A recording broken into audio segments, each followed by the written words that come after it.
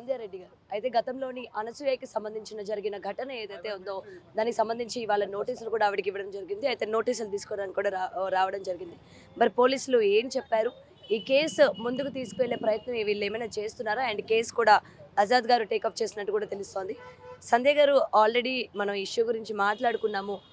ఇటు media channels పైన ఎంతో మంది ఆవిడ్ని అసభ్యకరంగా మాట్లాడారు, కించపరిచేటట్టు మాట్లాడారు అని చెప్పి కేసులు పెట్టడం జరిగింది. ఈరోజు మీకు దానికి సంబంధించి నోటీసులు కూడా ఇచ్చారు.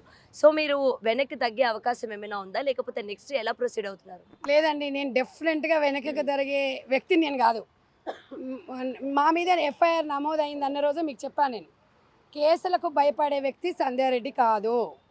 డెఫినెట్గా నేను 100% లీగల్గానే ఎదుర్కొంటా. నేను సమాజంలో ఒక మార్పు కోసము, ఒక మహిళల ఆత్మగౌరవం కోసం మాత్రమే మాట్లాడినా. ఇవాళ 10 కోట్ల మంది మహిళలు ఉన్నారండి తెలుగు రాష్ట్రాలలో కానివ్వండి, ఇంకా రాష్ట్రాలలో కానీ. మహిళల మనోభావాలు, మహిళల ఆత్మగౌరవం గురించి మాట్లాడితే కేసులు పెడతారండి ఎవరైనా? అంటే మీ పర్సనల్ జీవితాన్ని తీసుకొచ్చి మీరు పబ్లిక్లో పెడితే తప్పులేదు. మీరు మీరు మీ వేసే అన్ని వేషాలు మొత్తం తీసుకొచ్చి పబ్లిక్లో పెడితే ప్రశ్నించవద్దు. ప్రశ్నించిన వాళ్ళ మీద కేసులు పెడతారా ప్రజాస్వామ్యంలో? ఆ కేసులు నిలబడతాయండి? నాకెందుకంటే పోలీస్ డిపార్ట్మెంట్ మీద చాలా గౌరవము, రెస్పెక్ట్. కాబట్టి నాకు నోటీస్ ఇంటికి ఇస్తా అంటే ఇది నా ఇంటి పంచేది కాదు.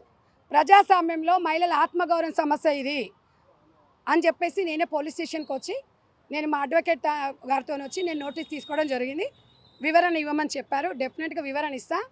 కానీ అనసూయకి ఒకటే చెప్తున్నా, నువ్వు నా చెల్లవో అక్కవో మారుతావు అనుకున్నా. నేను ఒక సోషల్ రెస్పాన్సిబిలిటీగా గత 23 సంవత్సరాల నుంచి సోషల్ వర్క్ చేస్తున్నాను కాబట్టి మారుతావు అనుకున్నా. కానీ నువ్వు పైశాచిక ఆనందం పొందుతున్నావు. ఇవాళ మేమందరం మదర్ ఫౌండేషన్ మీద పెట్టావు. నువ్వు మదర్ ఫౌండేషన్ 3 లక్షల మంది మహిళలు ఉన్నాం. 3 లక్షల మంది మహిళలు కేసు పెడితే నీ పరిస్థితి ఏంది ఒకసారి ఆలోచించుకో. ఇవాళ మీరు కేసులు పెట్టినంత మాత్రాన నేను భయపడతాను నువ్వు అనుకున్నావా? కానీ ఆవిడ మీ వస్త్రాధారణ మీద కూడా మాట్లాడడం జరిగింది కదా, చీర కట్టుకొని జడ వేసుకొని రెడీ అయ్యి వచ్చి కూర్చొని, ఆ మాటలేంటి అలా ఉన్నాయి, ఆ మనిషి ఏంటి అలా ఉంది అని చెప్పి ఆమె ఒక లైవ్లో కూడా మాట్లాడడం జరిగింది. అంటే గౌతమి నా చీర చక్కగా ఉందని ఒప్పుకుంది, అవునా? నా నోరు కంపు అంటే అనసూయ లాంటి వాళ్ళకి అట్లానే కంపుగానే ఉంటుంది. మంచిగా నిండుగా ఉన్నవాళ్ళు, పద్ధతిగా ఉన్న వాళ్ళకి నిండుగానే కనిపిస్తుంది. కొంతమందికి నారాయణ అనే బూతులు వినిపిస్తాయి. అనసూయ మెంటాలిటీ అట్లాంటిది. కాబట్టి అనసూయ మెంటాలిటీ దానికి నేనేం చేయలేను కదా. ఇప్పుడు ఇవాళ అనసూయ లాంటి వాళ్ళు కొంతమంది చాలామంది ఉన్నారమ్మా. వాళ్ళు ఇలా వచ్చి రోడ్ల మీదకి వచ్చి ఇట్లా కేసులు పెట్టలే. ప్రజాస్వామ్యంలో ఒక ఇండస్ట్రీలో ఉన్నప్పుడు మీరు పబ్లిక్లో 100 మంది 100 రకాలుగా అనుకుంటారు. మీరు పబ్లిక్లోకి వచ్చేసి పబ్లిక్లో పెట్టేసి నువ్వెవరు నన్ను ఏమనొద్దు అంటే ఇది ఎక్కడి రాజ్యాంగం చెప్పండి? రాజ్యాంగంలో అందరికి స్వేచ్ఛ ఇచ్చింది. గౌతమ్ నేను ఆ రోజు కూడా చెప్పిన, మదర్ ఫౌండేషన్ చైర్పర్సన్గానే నేను స్పందిస్తున్నా అని చెప్పా. ఈరోజు కూడా అదే చెప్తున్నా. ఈరోజు కూడా నా మదర్ ఫౌండేషన్ సోదరిమణులే ఉన్నారు. కానీ సమాజంలో ఇవాళ మహిళలందరూ కూడా నాకు సపోర్ట్ చేస్తున్నారు. ఇంకో విషయం ఏంటంటే సోదరిమణులు కూడా ఇలా నా అన్నలు నాకన్నా నా పెద్దవాళ్ళు కూడా సంధ్యమ్మ అంటున్నారు. అంటే మీరు మాట్లాడిన విషయం చాలా మంచిది. నిజంగా కూడా ఇలాంటి వ్యక్తులు సమాజానికి కావాలన్నారు. ప్రజా కోర్టులోకి వచ్చిన నేను ప్రజా తీర్పే అంతిమ తీర్పు. నెవర్, నేను తగ్గేదే లేదు, అస్సలు ఆగను, నేను తగ్గను. కేవలం మీ వైపు నుంచి మీరు మాట్లాడతారా, లేకపోతే ఇటు మీడియా మీద కూడా కేసులు పెట్టడం జరిగింది? కొంతమంది యూట్యూబర్స్, కొంతమంది కళ్యాణి గారు మాట్లాడడం జరిగారు, అలాంటి వాళ్ళ మీద కూడా కేసులు పెట్టారు. సో వాళ్ళందరి తరపున మీరే మాట్లాడతారా, లేకపోతే మీ మట్టుగా మీది మాత్రమే మీరు మాట్లాడారు? లేదండి, నేను ఒక్కరి గురించి మాట్లాడిన, సమాజం గురించి మాట్లాడినా. తప్పకుండా నా మీడియా సోదరులందరూ కూడా వాళ్ళు తప్పు చేయలేదండి. మీడియా సోదరులు ఉన్నారు కాబట్టి అనసూయ ఈ స్టేజ్కి వచ్చింది యాంకరింగ్లో. ఆమెకన్నా టాలెంట్ ఉన్న వాళ్ళు ఉన్నారు.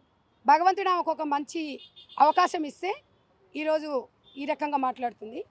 100% సోషల్ మీడియా కానివ్వండి, మీ శాటిలైట్ ఛానల్స్ వాళ్ళు కానివ్వండి, డిజిటల్ వాళ్ళు కానీ ఎవరైనా కానివ్వండి, డెఫినెట్గా వాళ్ళ తరపున సంధ్యకి ఎప్పుడు ఉంటుంది.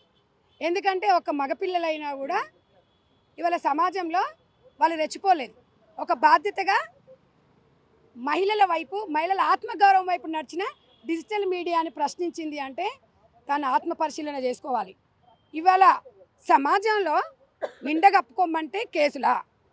అంటే మీరు ఇవాళ ఒక అనసూయ ఫ్యామిలీకి నేను అడుగుతున్నాను, ఇద్దరు పిల్లలకి తల్లి కదా, మీ ఇద్దరు పిల్లలకి నువ్వేం మెసేజ్ ఇస్తున్నావు అది మీరు చెప్పండి.